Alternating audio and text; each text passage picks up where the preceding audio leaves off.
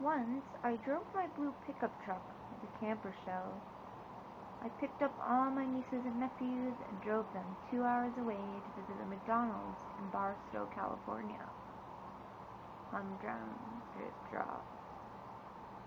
You get to sit in a train car to eat, and there's lots of candy so you can watch all little children's eyes dance in anticipation. Gas was not expensive, thank God, so I could afford car trips.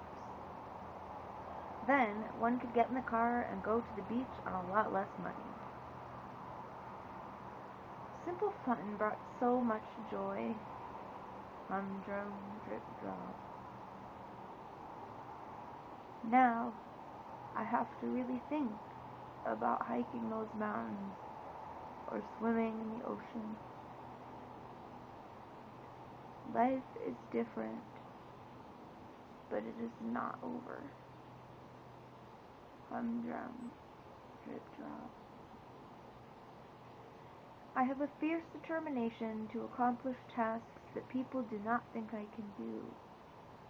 Humdrum, drip drop.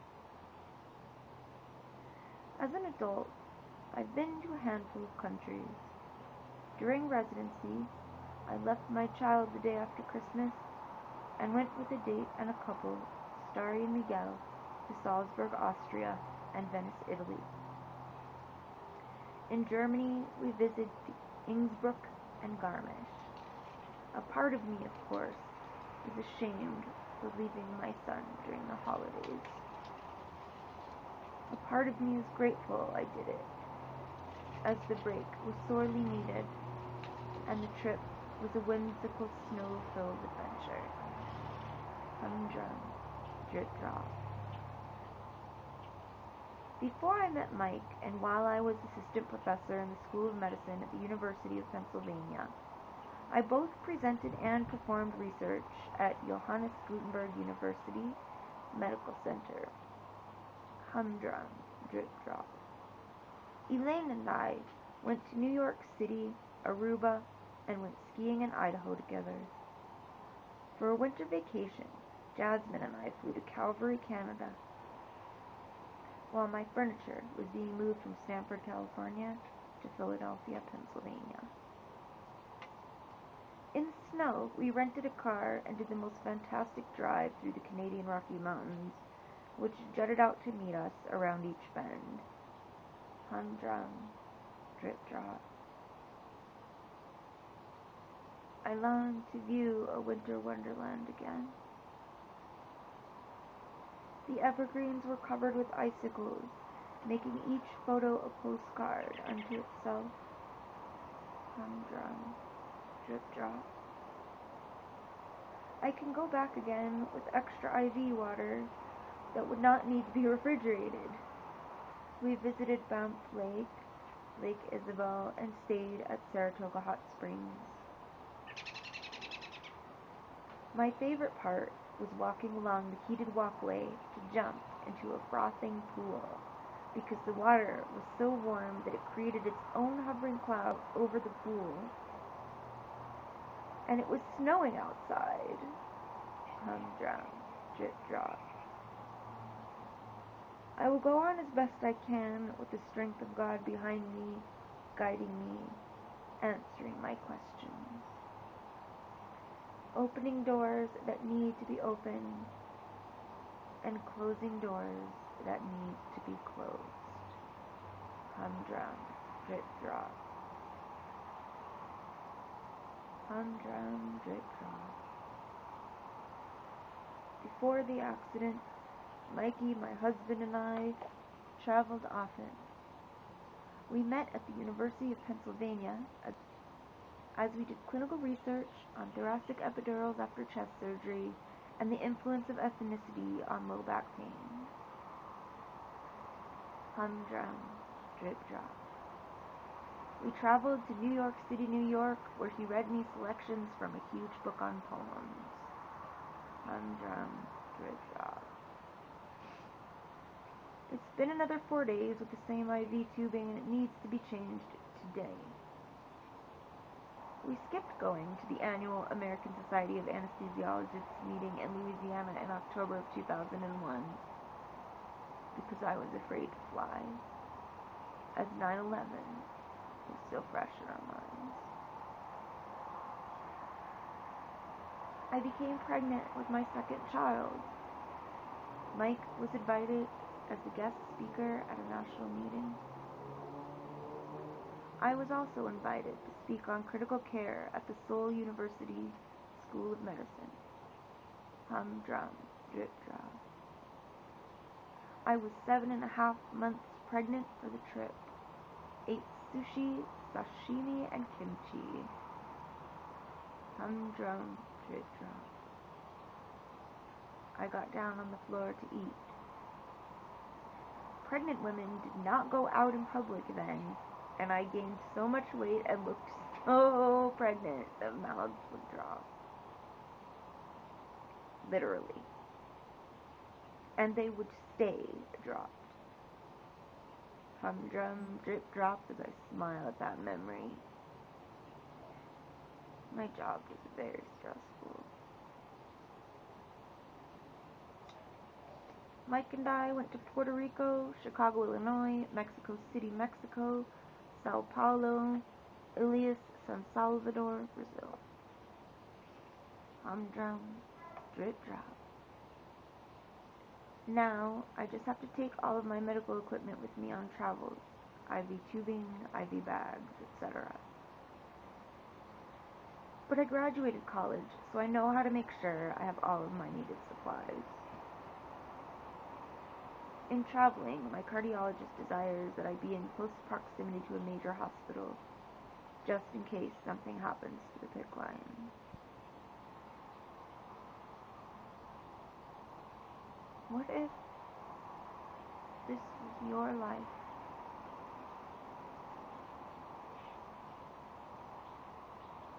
After our baby was born, we continued on Mike's lecture circuit, traveling once every couple of months.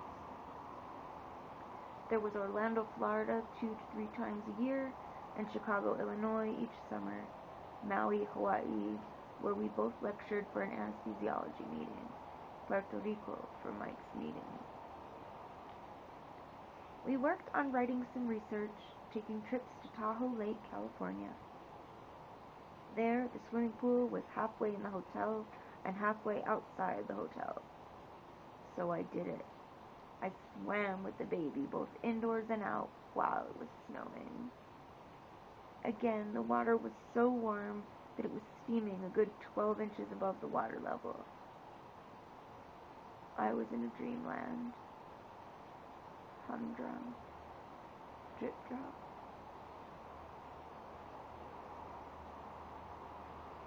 I will swim again someday. Humdrum. Drip drop.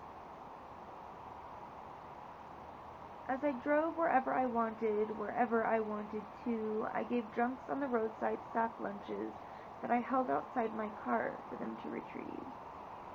Humdrum. Drip drop. I talked my way out of speeding tickets because I was on my way to donate blood in a hurry, or I was late to work at the jail ward at Los Angeles County USC Medical Center. In my training as an intern, the nurses were astounded as I successfully resuscitated a lady by giving mouth-to-mouth breathing. I did the best with each day that I had. Humdrum. Drip drop. Even with that, I know now that there were many more just like me who have and are overcoming obstacles daily and have equally or more disabling figures than me. Life for me has been enlightening. Like a constant light bulb is going off in a cartoon cloud above my head. Humdrum. Drip drop. I do believe that life is a lesson and that we have to enlighten the next generation to believe in themselves, to accomplish their goals, and to remain harmless. Humdrum. Drip drop. To contribute to the world, make it a better place, so they don't beat us up when we're needing a nursing home.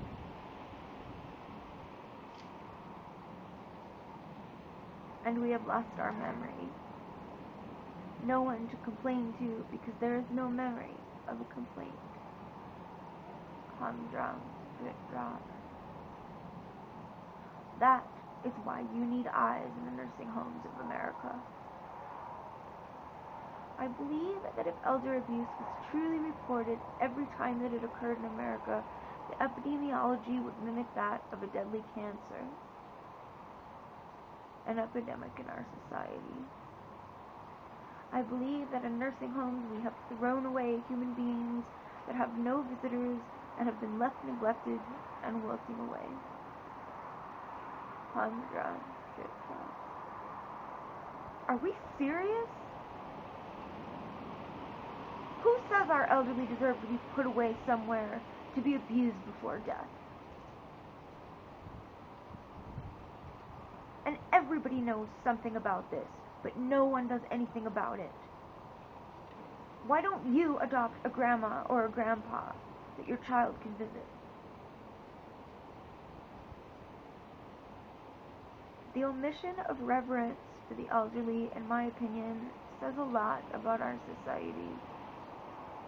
Who is going to change your stool-covered undergarments when you soil yourself by accident?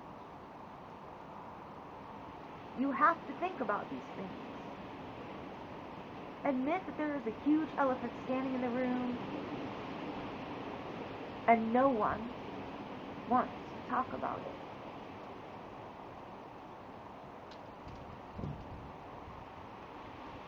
Human dignity only happens as a moment-to-moment occurrence of action with your neighbor next door or the bagger at the grocery store. To know the name of the person who sweeps your office and empties your trash, and to know how many kids they have, etc. Humdrum, drip drop. And use your body. Revel in the swimming arm strokes, the running, the skiing, the team sports like racquetball and tennis. Dance. Go on missionary trips to third world countries and see how they live. Help them help themselves. Humdrum, drip drop. And make your life follow your dreams responsibly. And learn about our planet by traveling if you are able. Humdrum, drip drop. I would ask two things before you travel. Read about the culture and language before you go. And please do not appear to be another rude American. Follow local customs. Humdrum, drip drop. For tomorrow, you may not have a body that moves. And tomorrow, you may never be able to travel again. But I can. The doctors are not always right. Miracles still happen and God is still in your life. I am not a number or a statistic. There is only one of me. Humdrum, drip drop. I must say that in one of my teaching institutions, one of my attending physicians stole my idea for an algorithm, how the double lumen endotracheal tube is placed. This was a great algorithm and it was clinically used. The people who had been following this routine did not recognize it as an algorithm. I was the one who took the clinical decision-making into an algorithm of conclusionary data. I handed him my invented algorithm on a piece of paper. He agreed that was what his practice boiled down to. Useful deductions one can use repetitively on the placement procedures. My attending? He published my flowsheet algorithm and gave me no credence. Instead, he put his own name on my invented flow sheet and falsely submitted the article with my name mentioned nowhere. That's the hardcore of academic medicine, where publishing professional manuscripts is the lifeline to eventual tenure in a school of medicine. Published it as a major article, took the credit for my flow sheet, and hoped I would never find out about it. Forget about it, sir. I knew you did this over 10 years ago, and I'm glad that I identified just the kind of person who you are. You have to answer to God, and I hope you ask for forgiveness. I will pray for you, but I wish I had confided the information to one of my mentors then. I had my own original piece of paper, and on it was the exact algorithm. Probably could have made his life miserable. My attitude now is that this doctor knows who he is, knows what he did was cheating, and reports himself to the department chair before I do. Other times, the radiologist would bring me in at 6 a.m. on a Saturday just to tell me that he did not want my name to be on his paper. Another time, my idea was stolen, and the radiology and physicists were alarmed at how I was being treated. Finally, a doctor from a different department gave himself credit for a research project that I was in charge of. I was the principal investigator, PI, responsible for not only writing my proposal, and then getting permission from the Institutional Research Committee. I was the PI, and yet another male doctor published an abstract, using his name as the first author, and deleting my name from the author list altogether. Do you know how outrageous it was to me to not even have my name authored on a project that I submitted? Cutthroats, supervisors, everyone out for him or herself. I even spoke to this doctor's chief of internal medicine. No one seemed to care. But for God and Dr. Rizzi, I was. Not him, not my chair, not his chair, not the other researchers, but for one, Rahim Rizzi, PhD. Thank you for watching out for me. All it takes is for one person to care to do the right thing. I never understood how people could take credit for someone else's ideas or research by publishing the research results without my name on it. Since the whole thing was my idea, and I was the one listed as the PI, and I was the one who submitted the research, it is correct and just that my name be on the paper. For an academic institution to tolerate this type of thievery, this is one of those times when I walked away and left the place. If my own chair is not there to protect my research authorship, why should I spend my life giving other people the credit for something that I did? Out of there. I trusted upon God during this situation. When you are suffering from pain, confusion, or the road in life ahead of you, sing and pray praises to our God. God has you in the palm of His hands. Trust Him with your life. You should be dead to yourself and alive to God and His directions for your life. Chapter 5 coming up. Be well. Much love, precious ones.